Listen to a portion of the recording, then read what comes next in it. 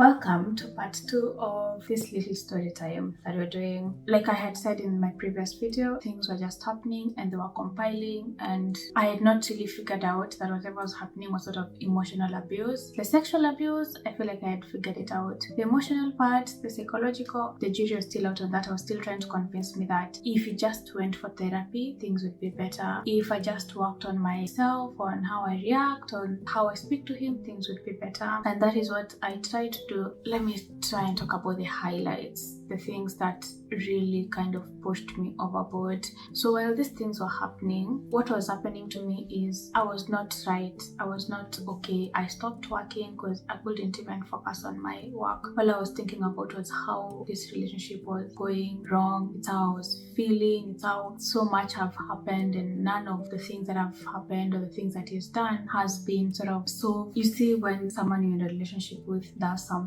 and you tell them, you expect they try and understand you just to feel better. If you tell someone, by the way, when you stepped on my toe, you broke it, you feel much better if they tell you, oh, I'm so sorry, I didn't know I stepped on your toe, I'm so sorry. Just that. But for him, if you told him, he'd say, oh, it's you. Maybe he'd say, you're the reason I stepped on you because you put your toe there. Like he just make you look like you're the problem. He's not the problem. He's perfect. You're the one who's doing the wrong thing and making him react the way he's reacting, because he used to be so rude to me. Like anything I asked, he'd just either snap back at me or say something so rude. And he'd say I push him to talk to me the way he does because of the things I say. They just push him. I don't know how to talk to him. But then he says, when I tell you to talk, you don't want to talk to me. I say, if I talk to you, what happens? It gets worse. And he says, now you see that is the problem. You think you know what I will do. You don't know what I will do. These things blow out of proportion. So I remember one day we went to Curry's to get my Mac. I wanted to buy for myself MacBook. So we went to check for the prices and also to buy a printer and a TV. So we had agreed, I'm going to buy my Mac. I'm going to check the price and organize myself on how I'm going to buy it. But that day we are going to check on a TV and see whether we can get a TV and a printer. So we go and I look at a Mac I like, and I'm chatting with the sales, other agents, the people who are around Curry's to help you make your purchases. So I'm just chatting with that person about the Mac, and I'm a friendly person, and when I meet someone who's so willing to help me, someone who's doing their job, of course I won't be grumpy. So we're chatting, and then I tell him, that's a nice one, blah blah blah. Oh, I said it's so expensive, I do not have the money for that. And then my partner now comes in and says, your work is to choose, mine is to pay. And in my mind I'm like, but I've been telling you for the longest time, a MacBook is something I want to buy for myself. But here he is in front of this guy. Now all of a sudden I choose, he pays. Do you see the position that is putting me in? Like, I don't want to seem like I'm the one who is in control of the relationship, but I don't want to feel like I'm a charity project. For me, I understand a relationship as a partnership. There are things I want to do for myself, and I do not want my partner to force me to do them for me, if that makes sense. So he ended up paying for the Mac. I remember I ended up now paying for the TV and the printer, because there's no way I was gonna let him buy for me my Mac. I don't know, I just wanted Mac to be mine. Something I've always wanted for me, and if someone buys it for me, I just didn't know how that would sit with me. I really wanted to buy it for myself. Anyway, so he went over my head. We went to check for dishwashers. I said something, and then he replied so rudely, and then I told him, you don't have to be so rude. I've never seen a dishwasher before. In Kenya we don't use dishwashers, so you don't have to be so rude. I just don't know. Then he said, I'm not rude, you're the one who's accepting my words as rude. Like, every day with him was so draining, you guys. Remember that same day when we were leaving Curry's, we were walking to the bus station and it had just rained. There were pools of water on the road. We were just walking on the side of the road, and then I remember 2 cars passed, splashed water all over my face. We were actually arguing that moment when I was telling him, why did you have to be so rude with me about the dishwasher, yet I was just telling you that I don't know how a dishwasher looks like. And then he was just busy telling me, oh, you're the one who accepts my words, it's hard, blah blah blah, you're too sensitive, all that. And then now this car whooshes by and splashes water all over my face. And I remember, because we're in the middle of an argument, I had to pause to get my hanky out and start wiping dirty water off my face. And I remember he just looked. He didn't say nothing. After like 3 minutes, he said, "So you're not gonna say anything?" Remember, we were in the middle of an argument, so he was waiting for me to kind of come back. Then he said, "So you're not gonna say anything?" And then I said, "Bro, I am busy wiping dirty water off my face. Didn't even say sorry when that car passed and splashed water all over my face." Then he went like, "I'm not the one who splashed water on you. It's not my fault. So why should I say sorry? How will sorry help you?" You know, like if someone is passing and they hurt themselves, just say sorry, even though it's a stranger. And he just couldn't say sorry to me because apparently he's not the one who splashed it on me, and sorry will not help me. And that was happening all throughout our relationship, where he never said sorry because according to him, sorry will not help me. Yeah, so he never said sorry, he never accepted his mistake, he just never did anything. All he did was snap at me, ignore my boundaries, not give me my space, act like my body is his to do with as he pleases. I ended up being just a sad person. I was crying every day. I remember I just didn't have the strength to work. I had signed up on dance classes. I stopped going for dance. I just had no strength. All I was thinking about is the relationship. I was forcing myself to get off bed and take a shower. In the shower, I'm just crying. Like, I was the saddest version of me, and he brought out the worst in me, where even sometimes when you're arguing, I'm like, who is this? Is this even me? Because I'm not an argumentative person, but I was so sad, you guys. I was crying all day, every day. I was always googling, why is my partner doing this? Why does my partner behave like this? My therapist was telling me that is abuse. It will get worse before it gets better, so try to find a way how to live. But even when I was googling online, I could just find people who've listed similar stories. It had not registered that it's abuse. But I remember one day I was watching a movie. I was trying to get my head to a good place because I was so tired of being depressed. So I was watching a movie in bed, and then he came back from work. This time he came early. There were nights he came early, and then he got food and sat next to me and started telling me the way he talks to me is because of how I push him. I say stupid things, and he has to talk to me the way he does. I am always acting like I'm the one who's being hurt, like I'm always acting like the hurt little girl. He's realized I have a mental problem. I need to go and get checked. He says, "Oh, you know, I used to love you, but now I don't love you. You used to kick me out of the house. Did I tell you how many times you told me to leave?" So many times. You just say, "Pack your things and go. Pack your things and go." And that night he was telling me, "Oh, I need you out of my house. I don't need you here." And this is not the first time he had kicked me out of that house. He told me to leave, like every chance he gets. Tell me to leave. This is his house. And that day he just went on and on about how I have a mental problem, how I should go back to Kenya and be with my sister because clearly that is the only person I love. And the way I push him to do things, he just went on and on and on. And when I tried to say something, he said, "Don't tell me anything. I don't want to listen to anything you want to say." It kicked me out of the house a lot. I remember one day I just felt so sad. I was not okay. I was having migraines. I was not eating. I was so depressed. So I went to the GP to request for antidepressants. And then I told the GP what was happening, and she gave me antidepressants and referred me to a domestic abuse charity. And she even called them and she said they're gonna help me. So I remember when I went and told him I want a divorce. Now before this, he had gone to a GP. He had his own problems, medical.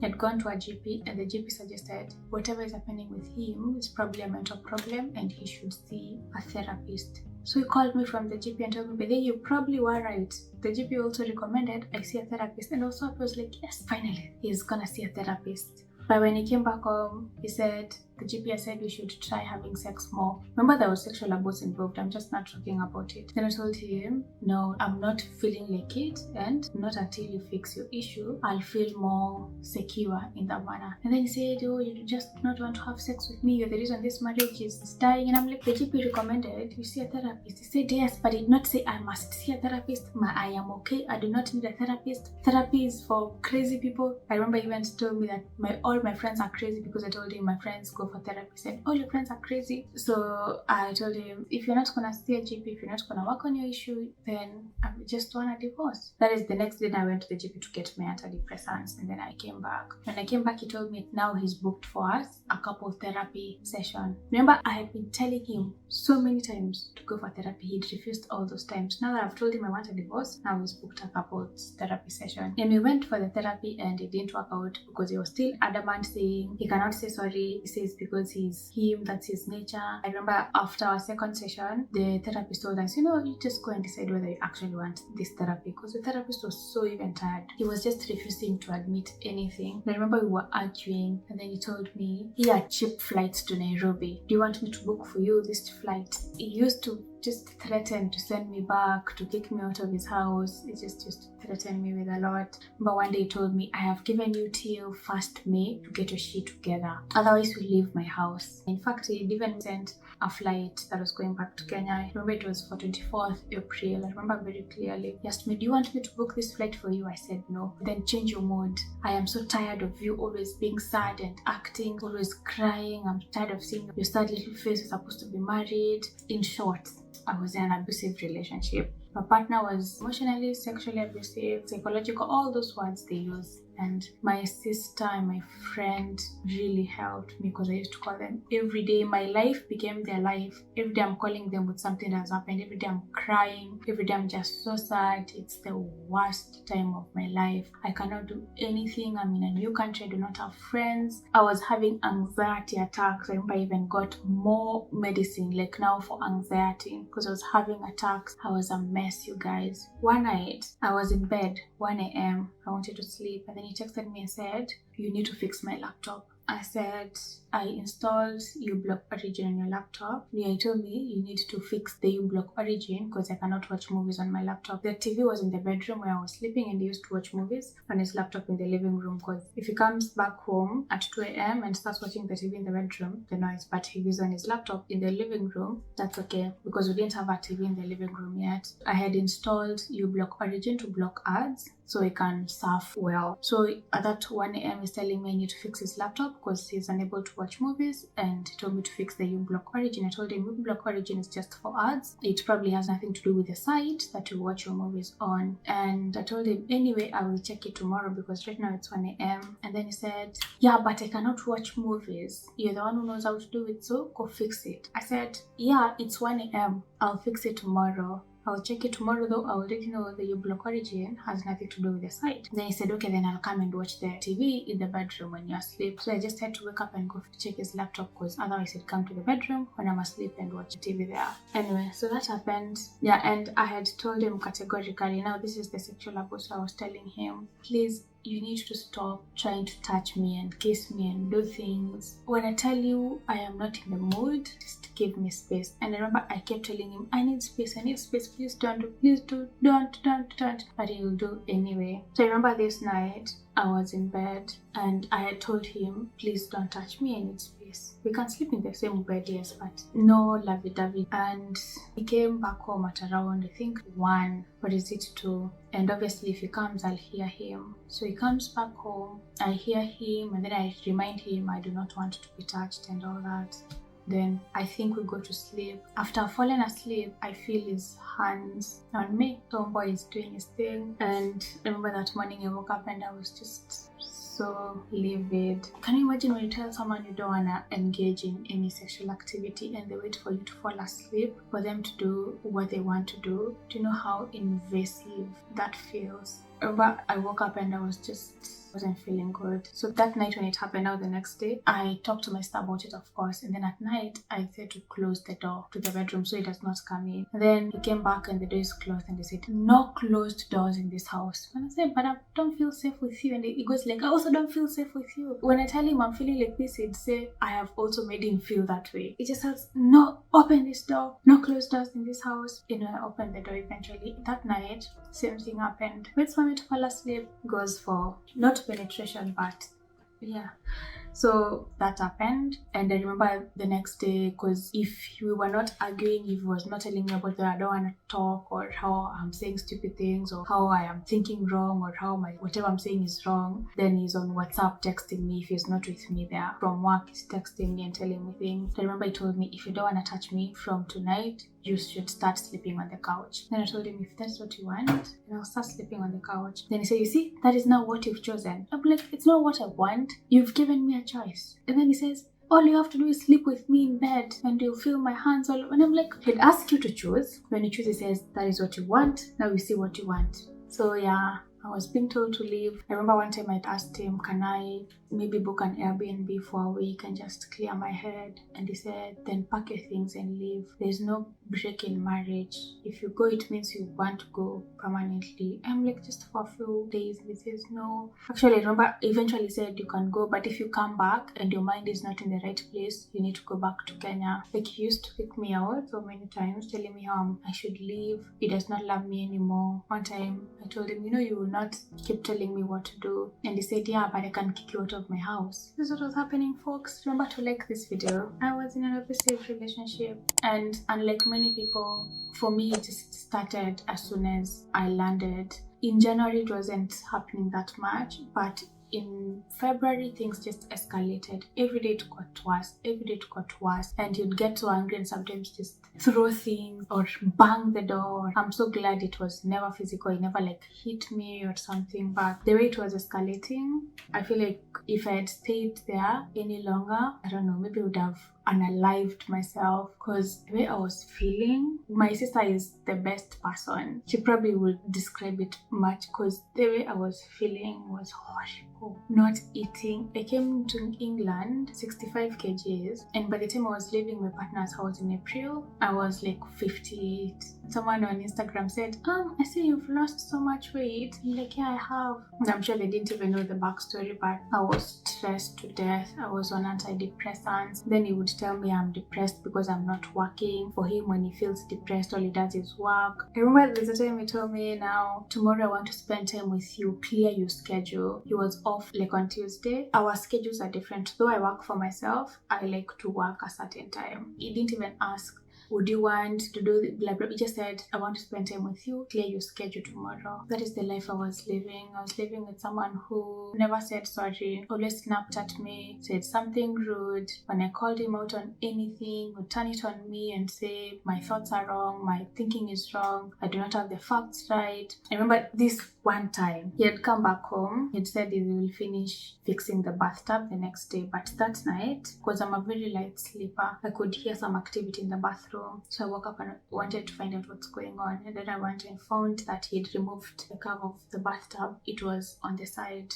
He had removed it because when I went to bed before I came home, the bathtub was okay. That part had not been removed. When I went to the bathroom that night, I found that he was there and he removed that part. Then I asked him, what are you doing? Then he said, I was just peeing. And I'm like, but I heard some noise and I can see the side of the bathtub is here. He said, yeah, but I was just peeing. I'm like, why are you lying? Like, I won't beat him. I'm not even asking because I'm angry. I'm just asking what he's doing and why is he lying that he's just peeing. But I tell him, I can see the side of the bathtub is right here, which means you've removed it. But I ask him, why are you lying? And then he stomped downstairs, so angry. But imagine someone being so angry at you because you refuse to accept their lie. That is what was happening. So it got to a point where I couldn't do that anymore. And I remember after convincing, my therapist was telling me, you can tell the police, you can go to charity organizations. Like, I called Women's Aid and they told me that, I talked to them on chat. You can live chat them. I remember that lady said that's abuse, and they told me you can tell the police. I was so reluctant about telling the police. I didn't feel like I need to, but the sexual thing happened again. I just said, you know what, I'm gonna report him. So one day I just picked up the phone and called and told